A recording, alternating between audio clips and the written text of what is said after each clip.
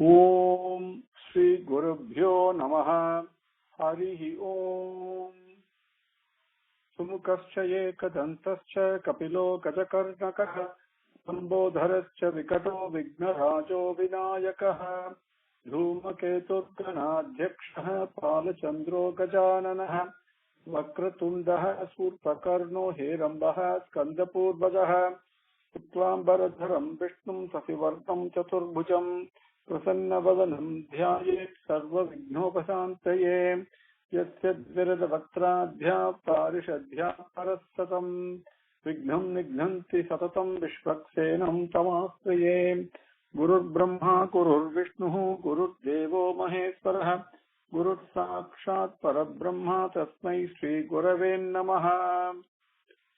The Swami is great. Let us continue. We came up to Slokam number 7. Iti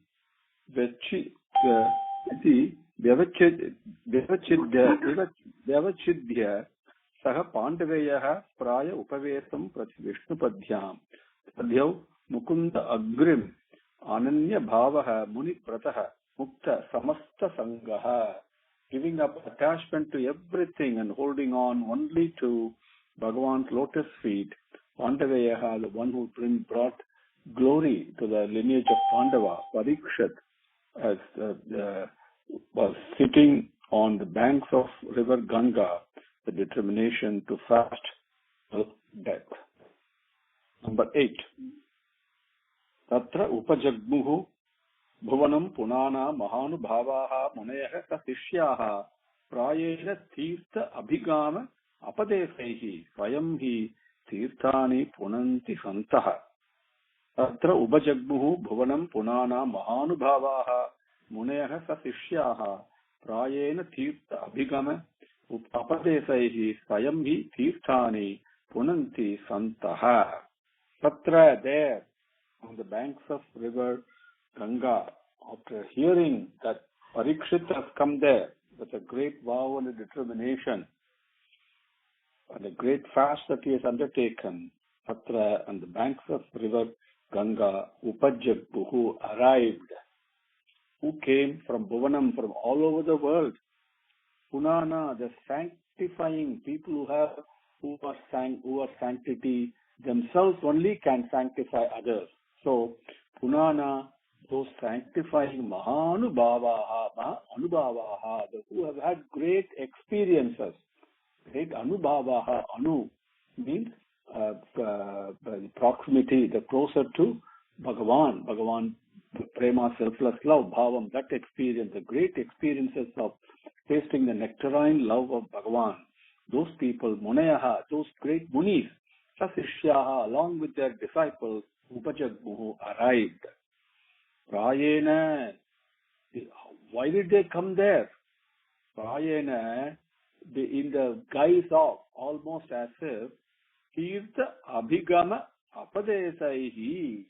Apadesaihi means something we all go to Kshetradanam, right? Tirtham, like sacred places we go on pilgrimages, and because it is good for us. So, Apadesaihi means in the guise of going to Kshetram, a Tirtham, which is the banks of river Ganga, is a Tirtha Kshetram.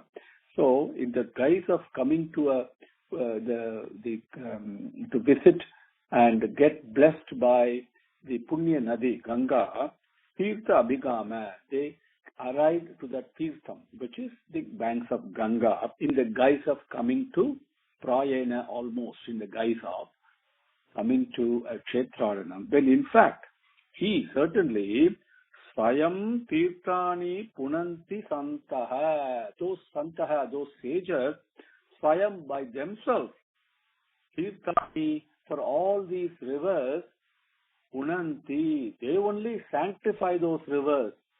But in the guise of visiting a Kshetram, the Tirtham, they showed up. And in fact, they came because they wanted to be part of this greatest happening of Parikshit attaining moksha. A great devotee, a great bhakta, merging with Bhagavan. But they came in the guise of visiting a sacred river, when in fact They themselves are the ones who give sacredness to these rivers.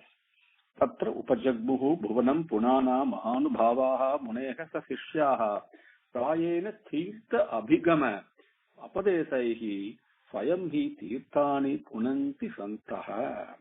Number 9 and 10 we will take together.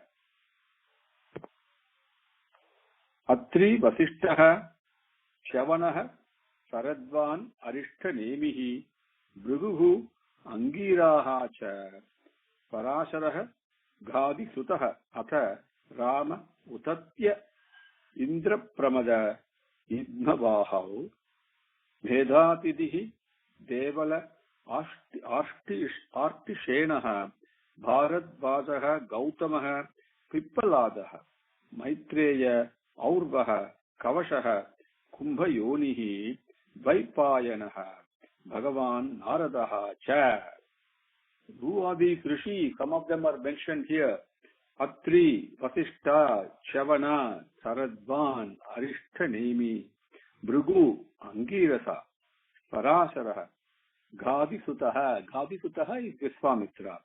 Atha and Rama, Parasurama came. Utatya, Indra Pramada, Idnavahav. Vedapitihi, Devala, Ashtishenaha, Bharadvaja, Gautama, Pippalada, Maitreya, Aurva, Kavashaha, Kumbhayonihi. Kumbhayonihi is Agastya. Vaipayana is Vyasa. Bhagavan, Naradaha. Narada also, they all came there. Now, let us take a few minutes, because even to be able to say the names of these rishis itself is so profound. One must be blessed to know these names of some of the rishis, under whose blessings that we all have the resources we have and are living comfortably. And let us see if we can understand a little bit about these rishis. Shavana, Atri. Now, Atri, Manasaputra of Brahma. And let me share a little bit about Atri here. 1 minute. Vasishta, Indraprastha, Asita, Atri. He was a great Brahmana sage. Now, sages, rishis are of different, depending upon their spiritual advancements. There are, in our language, in our limited language, I'm using the word gradations, or in which stage they were in spiritual. But they're all extremely powerful, very selfless, okay? But as we saw in Patanjali Yoga Sutra, there are different levels of samadhi. So Atri was a Brahmana rishi.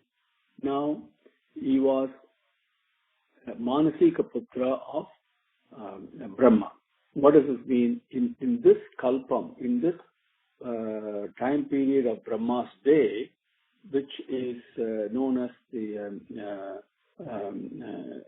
in Vitiya Parate, Padma Kalpam, it is called, this particular day of Brahma, the 4.832 billion years, right?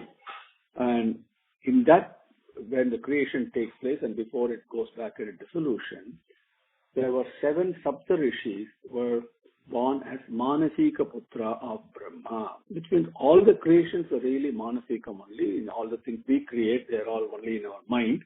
There's nothing out there other than what our mind creates. So Brahma created these rishis out of his mind. One of them is Atri. And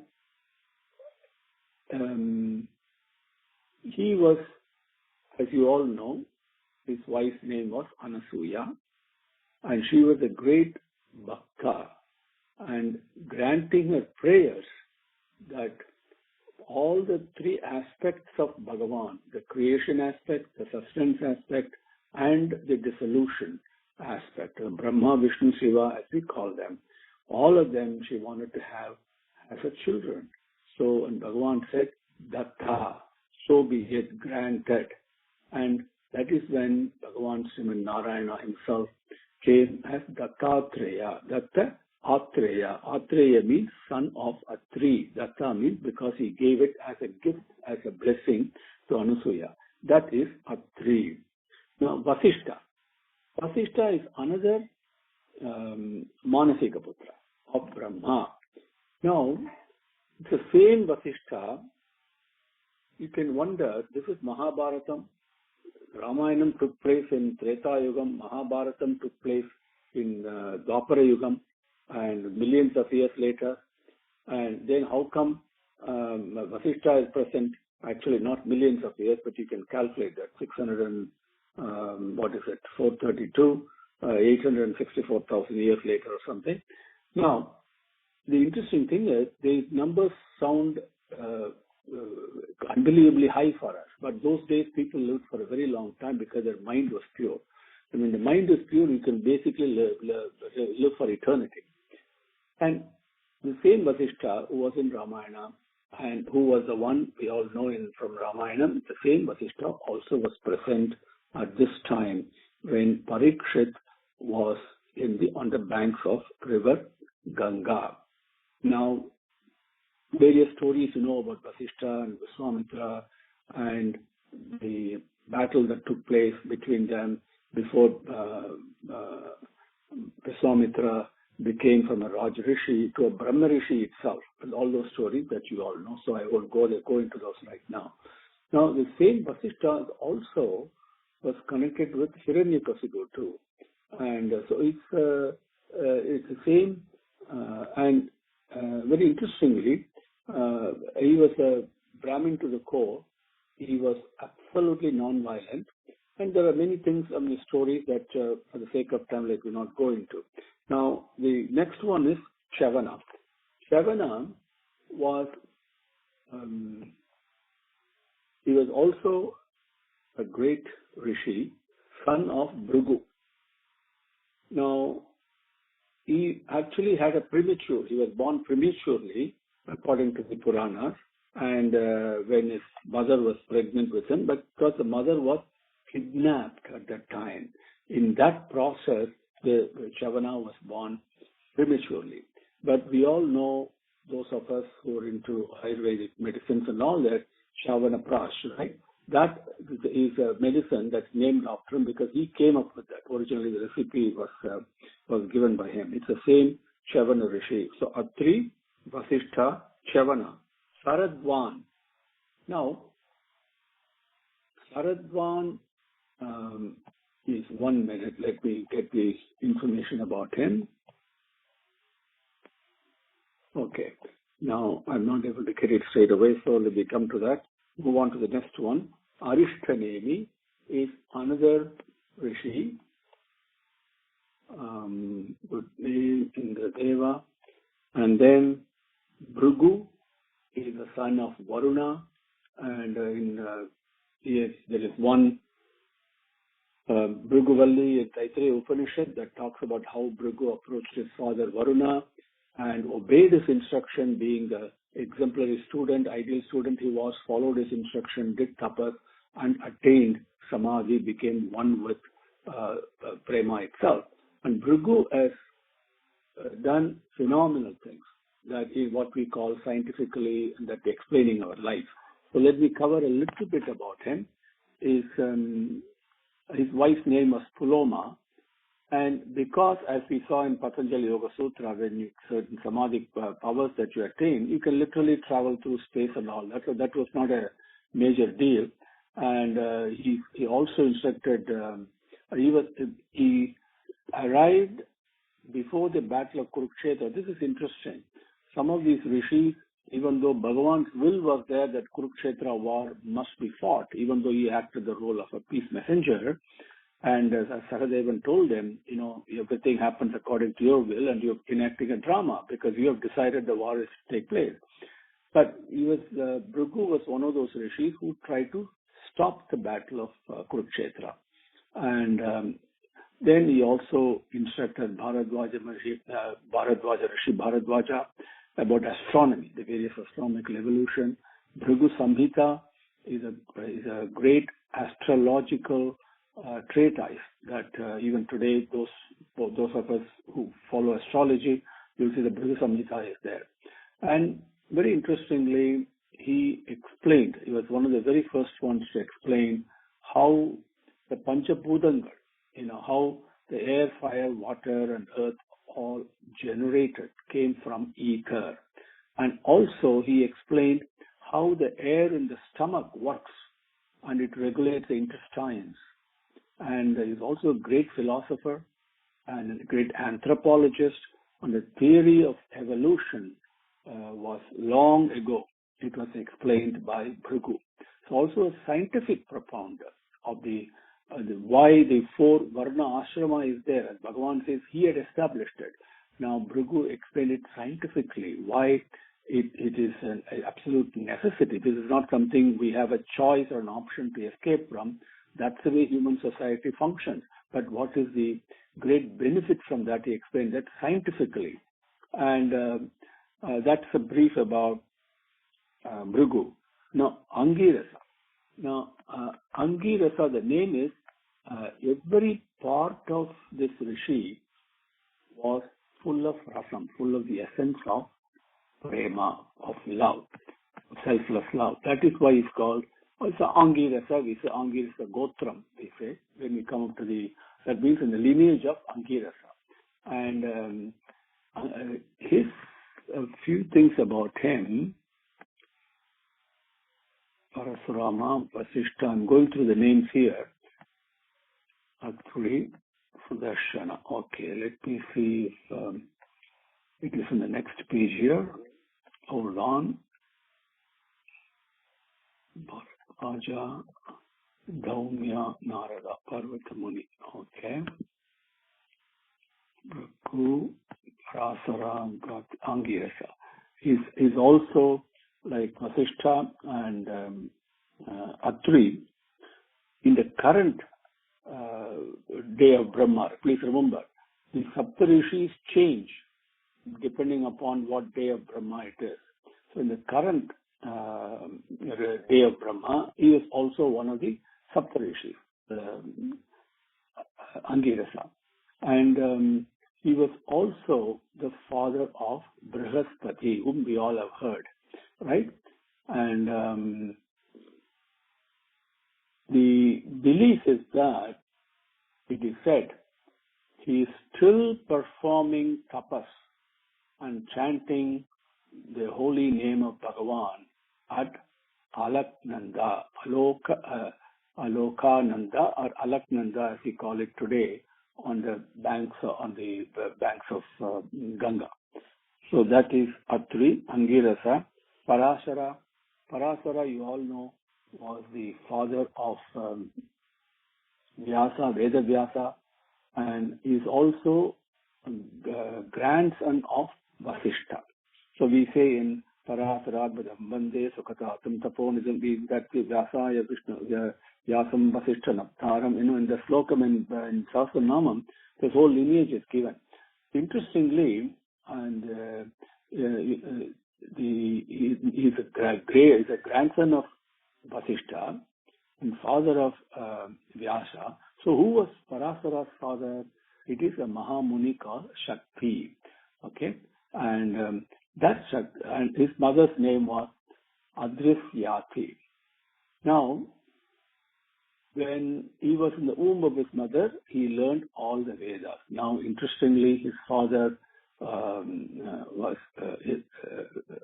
Shakti, who was grandfather of Vyasa, was killed by a demon, and then Parasara wanted to avenge that death. So he performed a Rakshasa killing yajna, but Pulastya.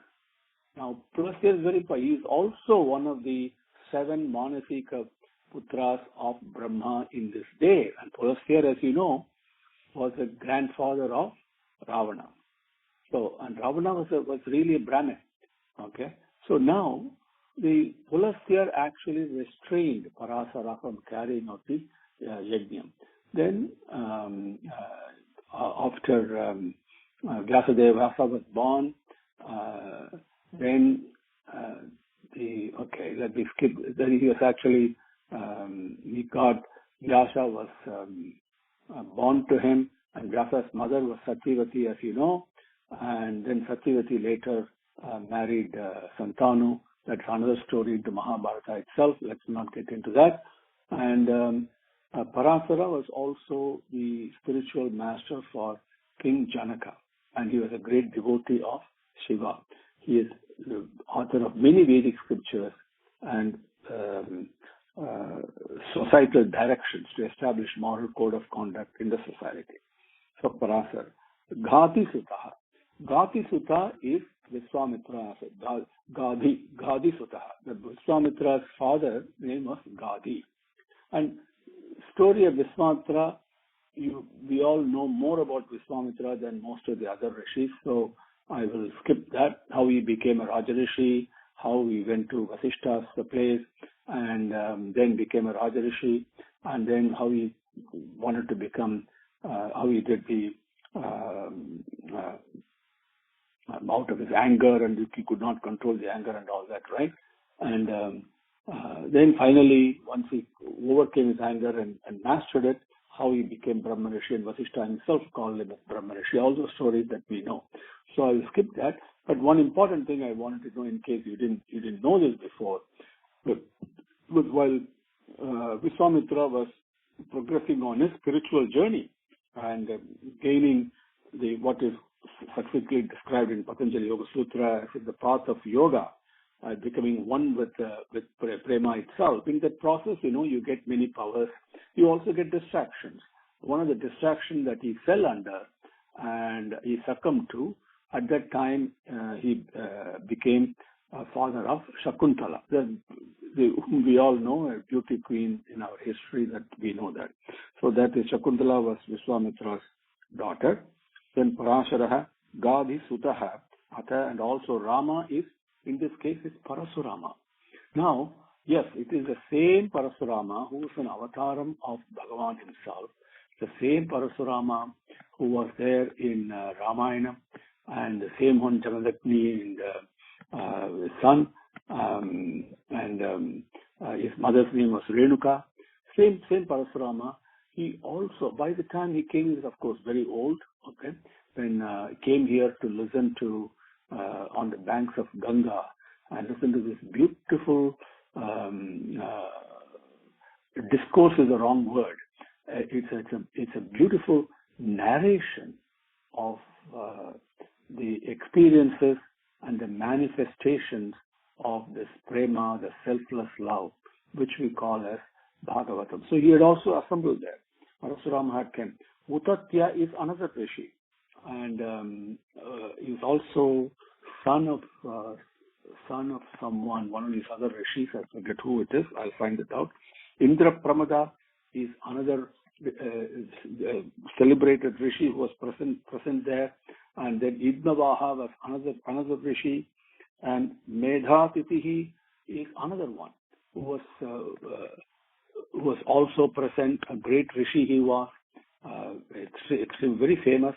And then we have Aurvaha is another very celebrated rishi.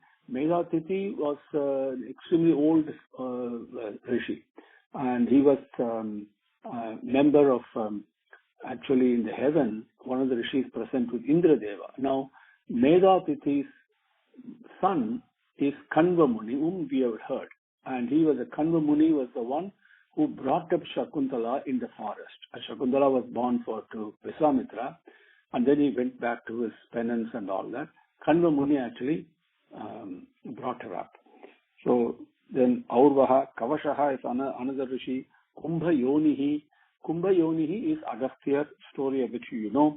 Dvaipayana is none other than Vedavyasa himself. It goes by several names. One of them is Dvaipayana. And of course Vedavyasa and Krishna Dvaipayanam, many other things, like Parasaratmajam, many names that he has got.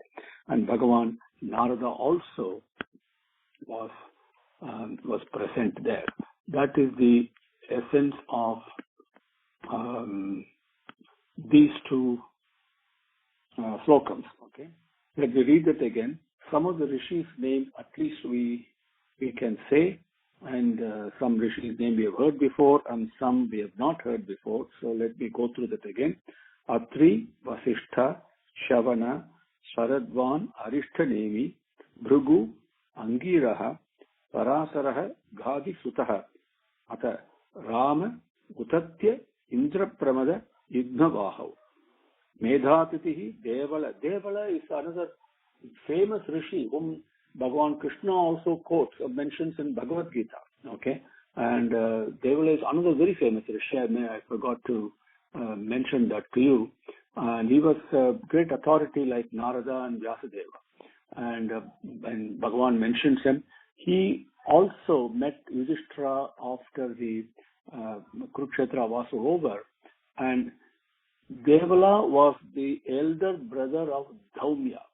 Now, Dhaumya was the priest of the Pandava family. He was present in the Pandava family. He conducted their marriages. He was with them when they were banished in the forest. He came there and advised them how to lead their life. So that Dhaumya's elder brother is Devala.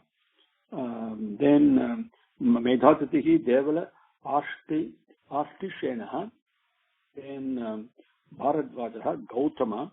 And Gautama is the rishi that you know, Ahalya's husband was Gautama. And Gautama was also a preceptor for King Janaka. And then his son was also preceptor for King Janaka. Pippalada is another great rishi. Maitreya is a great devotee of Bhagavan, and he instructed Vidura. That story is very important, how Maitreya instructed Vidura in the Atma Vidya itself. And so Aurva is another rishi. Kavashaha, Kumbhayonihi is Sathya, Vaipayanaha, Bhagavan, Naradaha, Cha. So these people had come there, right? Now, number 11. Anyecha, Devarishihi, Maharshi Varja, Rajarishi Varja, Nana Arsheya Pravaran, Sametan Abhyarchya, Raja, Sirasa, Bhavande. Anyecha, Devarishihi, Maharshi Varja, Rajarishi Varja, Nana Arsheya Pravaran, Sametan Abhyarchya, Raja, Sirasa, Bhavande. Very important. All these rishis, Anye and others, other Devarishis, other Maharishis and Rajarishi. Maharishi Varya means in the kulam, in the lineage of Maharishis, so many of them. And Rajarishi Varya in the lineage of Rajarishi. Nana Arsheya Pravaran, Arsheyam. Arsheyam is, Rishi means one who has realized and experienced Ritham. Ritham is the manifestation of Satyam as the operating principle for all the manifested universe. Everything follows one law. And that law, inviolable law, as we call in our language, in English language, that is Ritham. And it is nothing but, the rule is very simple. The law is to give love and receive love. Nothing more than that. That's the operating principle.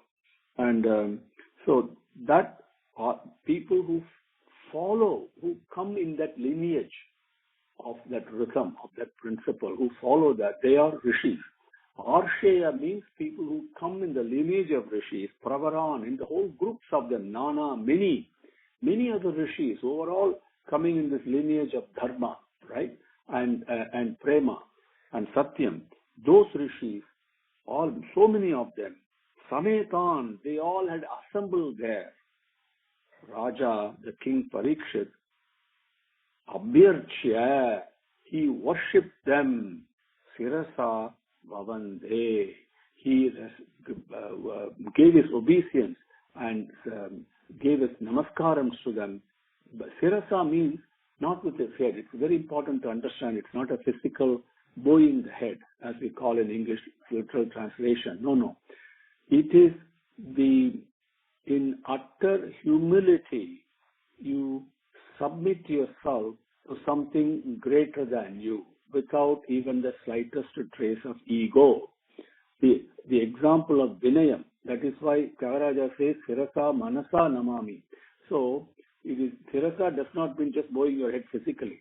It means giving up your sense of self-importance, sense of ego, and really bow in all humility. That is a mental namaskaram. Bhavande, he worshipped them. Anyecha Devarishihi Maharshivarya Rajarishivarya Nana Ashreya Pravaran Sametan Abhyarcha Raja Shirasa Bhavande. Om Shri Gurubhyo Namaha. Harihi Om. Samastalokaha Sukhino Bhavantu. Samastalokaha Sukhino Bhavantu. Samastalokaha Sukhino Bhavantu.